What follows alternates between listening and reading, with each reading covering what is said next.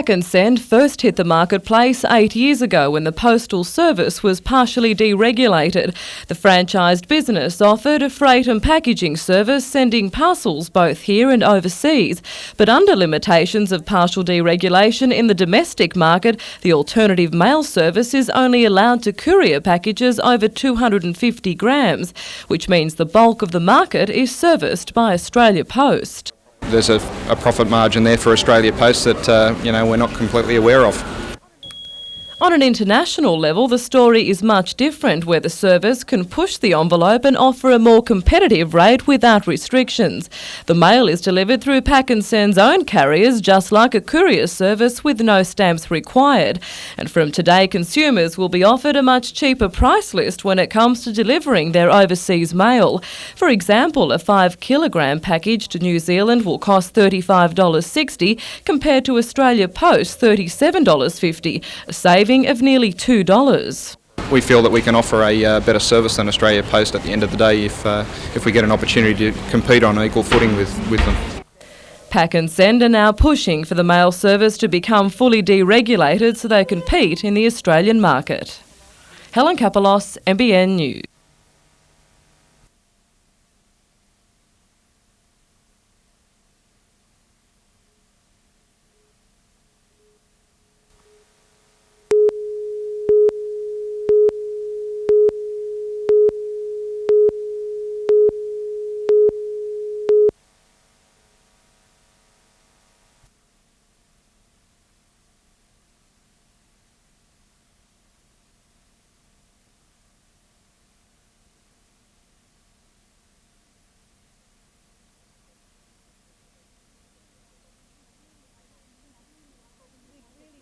We'd really like all the Newcastle people to come for their support over 100 years.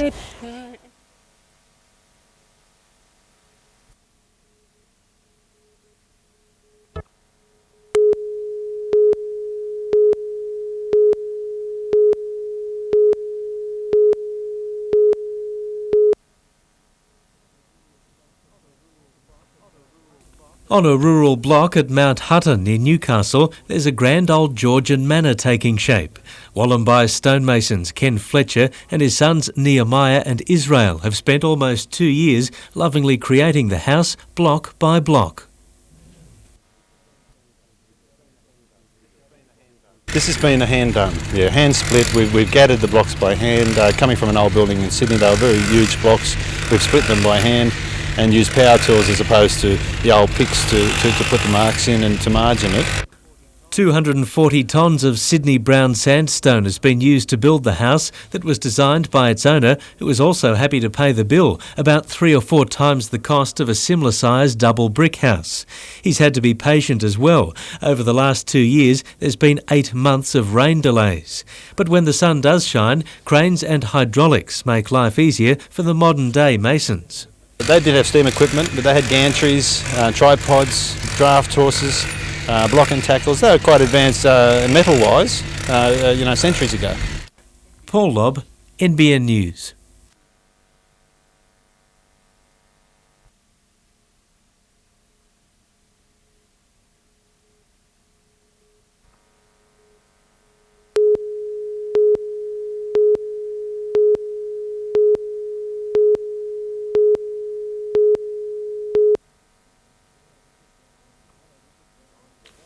John Gillette is a burnout master.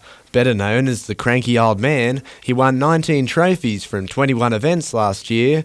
Today he waited anxiously on the Tomago tarmac to test his top secret new weapon for the first time. Well, it's basically the same engine that we used last year, but we've changed a few things and we're just keeping it to ourselves.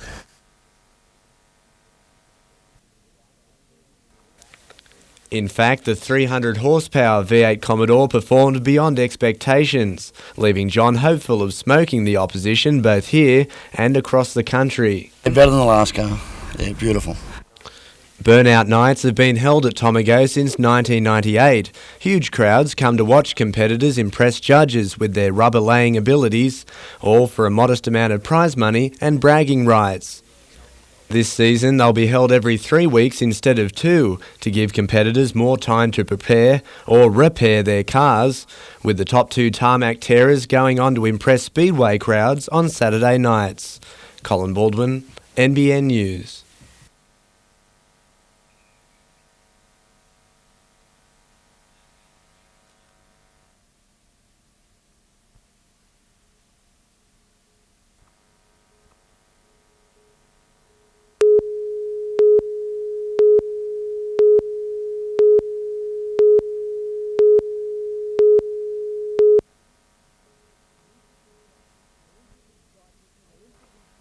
Olympic excitement in a country town and a special moment for the King family as a proud son passed the historic flame to his legendary father.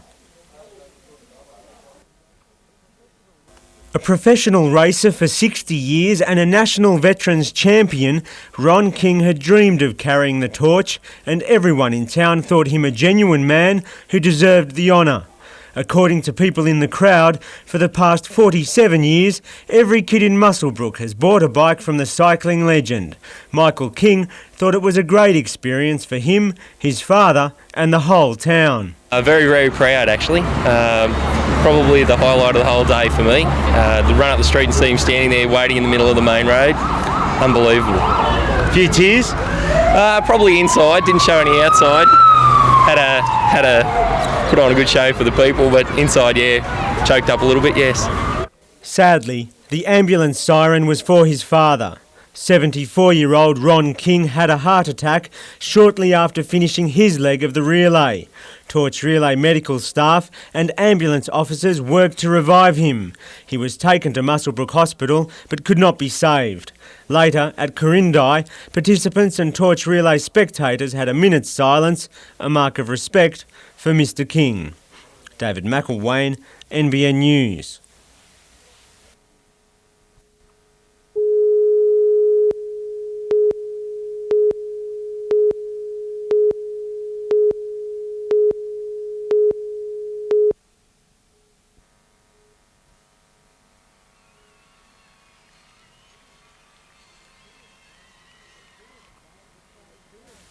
In a sea of flags, a crowd of thousands watched local McDonald's junior manager Brent Dowell ignite the cauldron in Muswellbrook.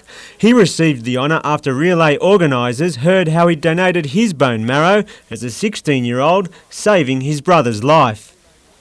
The relay returned to the road this morning, hundreds lining the New England Highway to see it go past the General Store at Aberdeen. In Scone, the numbers were swelled by close to 1,000 thoroughbreds, setting new records in the horse capital of Australia. Marvellous that they've travelled so far. They've travelled from Sydney, Wyong, all over, right around to be with us today, and 1,000 horses is something really good. Brilliant, once in a lifetime chance. I think it's a fabulous experience. Jim Clark had the honour of running through the tunnel and he made a quick detour of appreciation. Here he comes, ladies and gentlemen, and give him a big cheer. Determined not to be outdone, Scone school children had a horse parade of their own. Another emotional changeover and Kimberley Deary continued through the town in front of thousands more well-wishers who came to see the flame. Next stop, Murrurundi, and a once-in-a-lifetime event said goodbye to the hunter.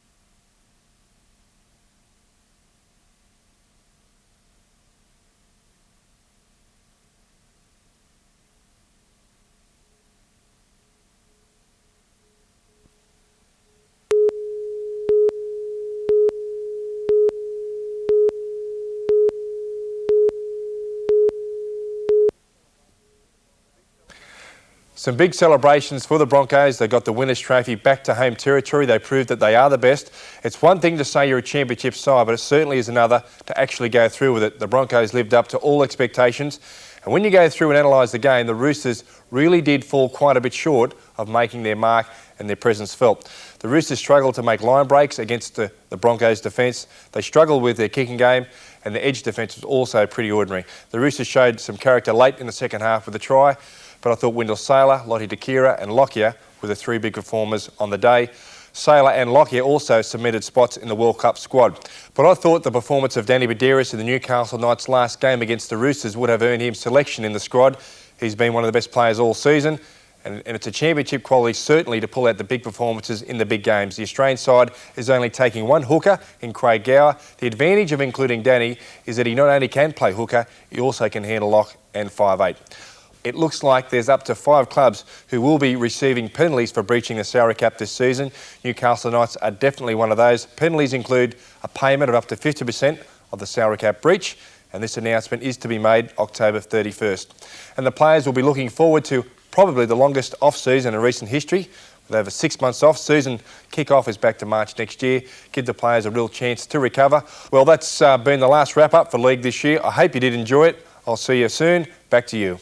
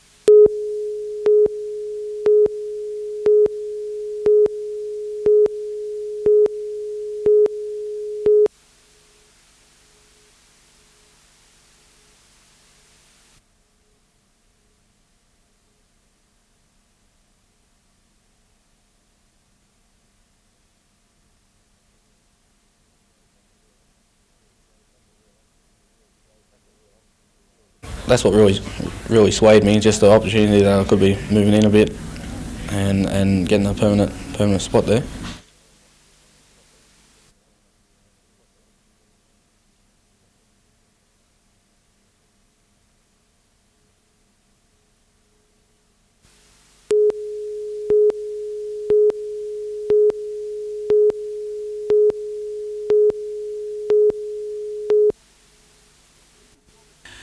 A week of competition had come down to this four-man final that boasted world champion Nick Boone and former national number one Luke Herman. But it was David Denning in his first national final that showed them all how it's done.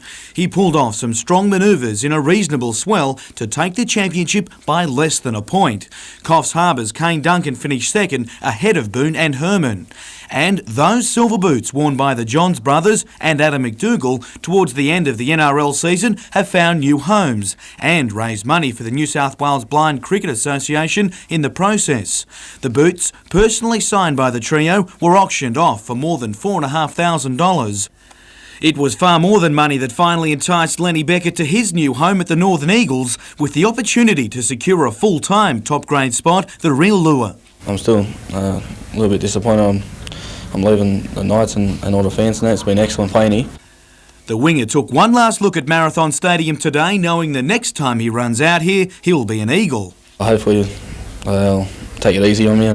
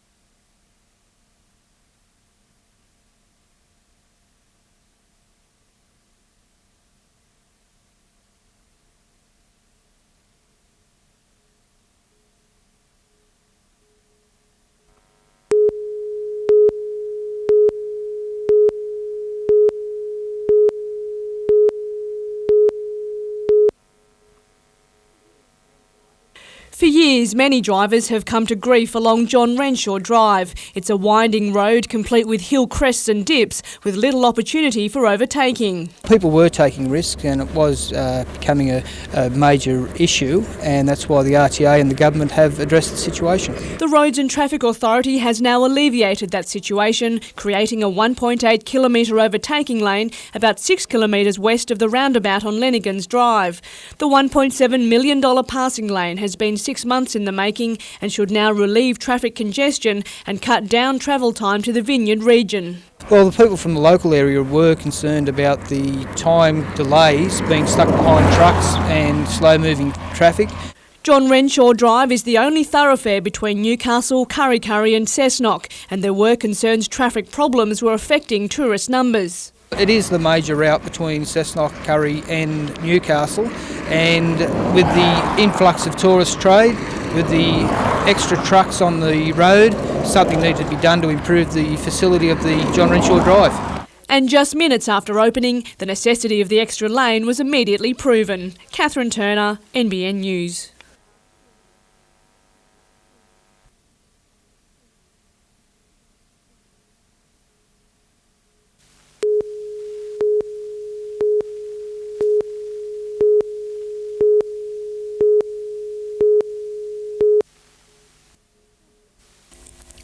National Child Protection Week aims to focus community attention on ways to protect young people from abuse and neglect. At this morning's launch, the spotlight was on the impact of abuse on lives and the availability of support services and information for both adults and children. The spirit of the event was lifted by some encouraging words from the Hunters School of Performing Arts Choir.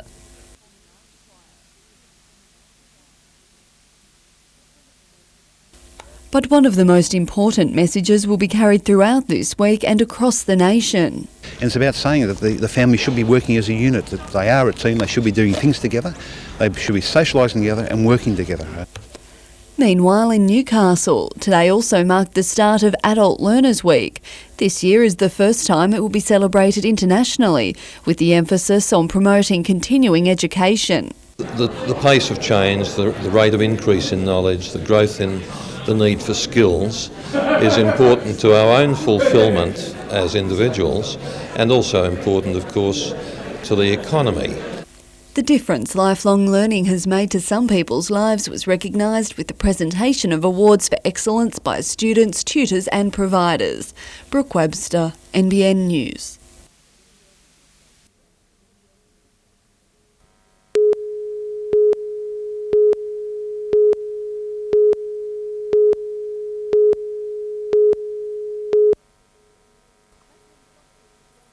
Maitland shopkeeper John Lee made national headlines last month when he captured and detained a boy he caught shoplifting from his store.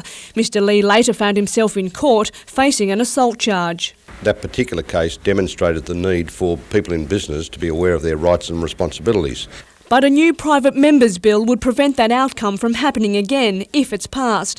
John Tingle of the Shooters Party has just introduced a workplace occupants protection bill. It's based on his home invasion bill, which became law 2 years ago and gave people at home the right to defend people and their property.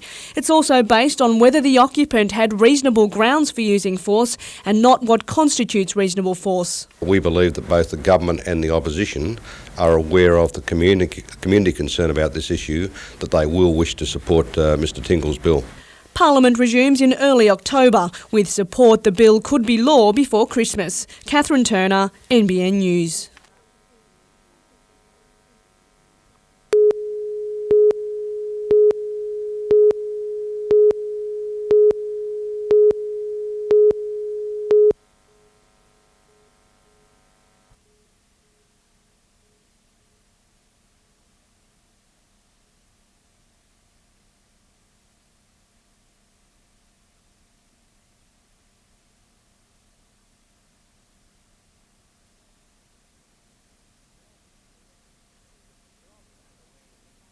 They're always going out of their way and making you feel welcome, and it's fabulous, you know, really is. It's a home from home basically now at the moment for us.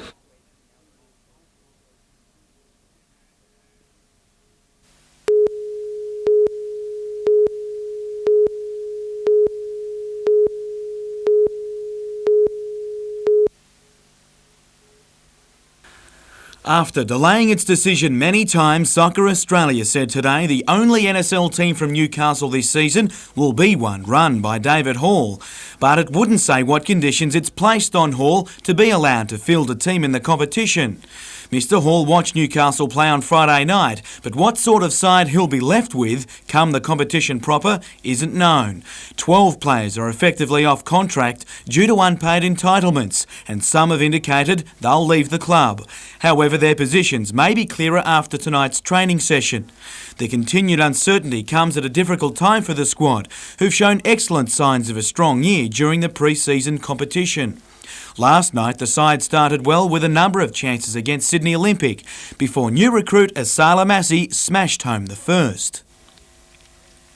The Fijian international was one of the Breakers' best in their second round encounter. A free kick set up a sizzling strike by Olympics' Tony Alilovic in the second half, and it was 1-1. That's how it stayed, and with the later game between Spirit and Marconi also drawn, it opens the pre-season competition right up. Olympic lead, but Thursday's match between Newcastle and the Northern Spirit are crucial to both their chances.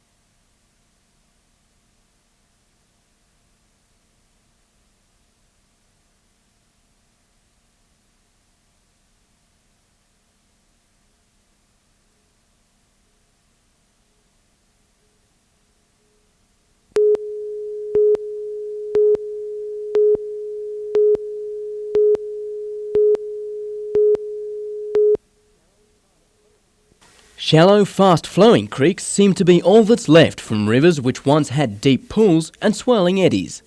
And recent research shows that it's all because of what we took out of the rivers years ago. We realise now that they created a number of other problems, causing channel and bank erosion. This erosion has caused rivers to widen and become shallower with less habitat for aquatic wildlife.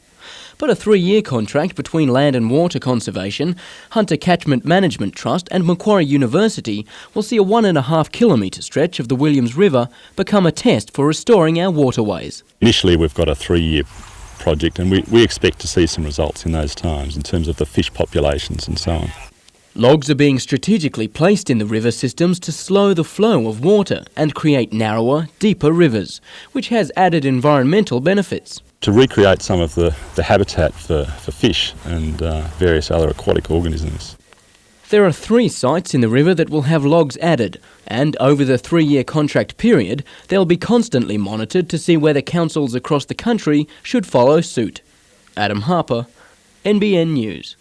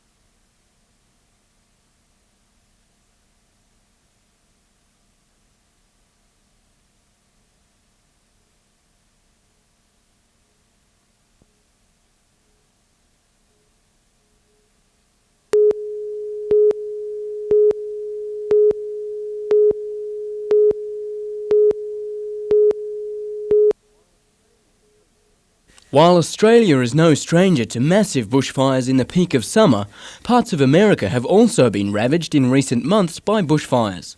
They're the worst they've seen in more than 50 years, mostly started by lightning strikes. Paul McBain is the Fire Management Officer for the State Forests and is one of more than 80 Australians and New Zealanders to help battle the blazes. They had 10 to 20,000 firefighters.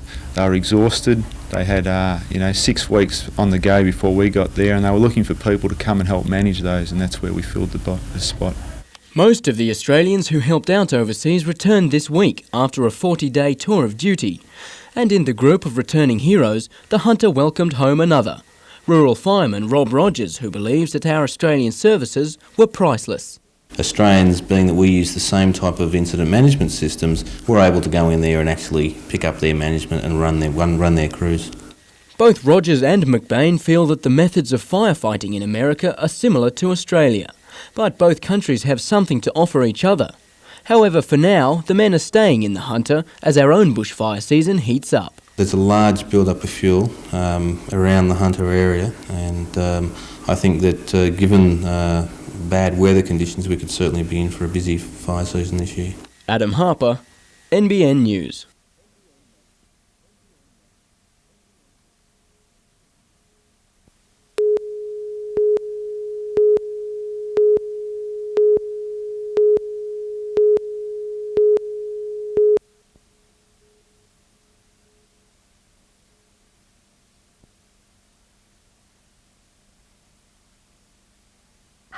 In it comes, great header there from Price off the crossbar, and it's in. And who else but the deadly goals? In it comes, deep ball. Jones has missed it, and it goes in. Newcastle open the scoring, and it's Todd McManus who draws first blood for Newcastle.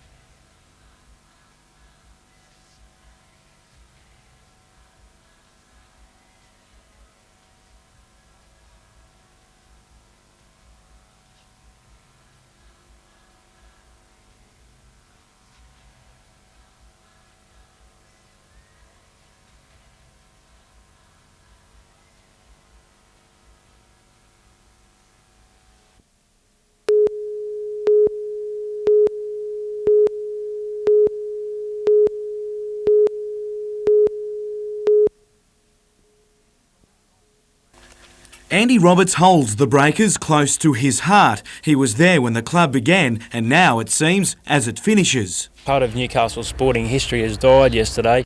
But the 191-game NSL veteran is hopeful NSL soccer in Newcastle doesn't die. He'll join fellow players at a meeting with the Northern New South Wales Soccer Federation on Monday night to work out if a team can be put together to play this season. 3 weeks, is it enough time? We're in the lap of the gods, mate. As a player, you're just there to play, and hopefully the administration can take care of itself. It's understood the Federation's proposal would mean shifting the team from Birmingham Gardens to Marathon Stadium, with the local federation acting as caretaker until financial backing was secured. While the team still has a chance of playing, however, creditors still owed money from Breakers owner David Hall aren't nearly as optimistic. Oh, not a great deal. Not a great deal, Jim. That's not one of his strong points, I believe. Mr Collins headed the consortium that originally sold the club to Mr Hall, and it's still owed around $1.25 million. Breakers management didn't wish to speak on camera today, other than to say they're bitterly disappointed and upset at Soccer Australia's decision, and have sought legal advice. Jim Callanan, NBN News.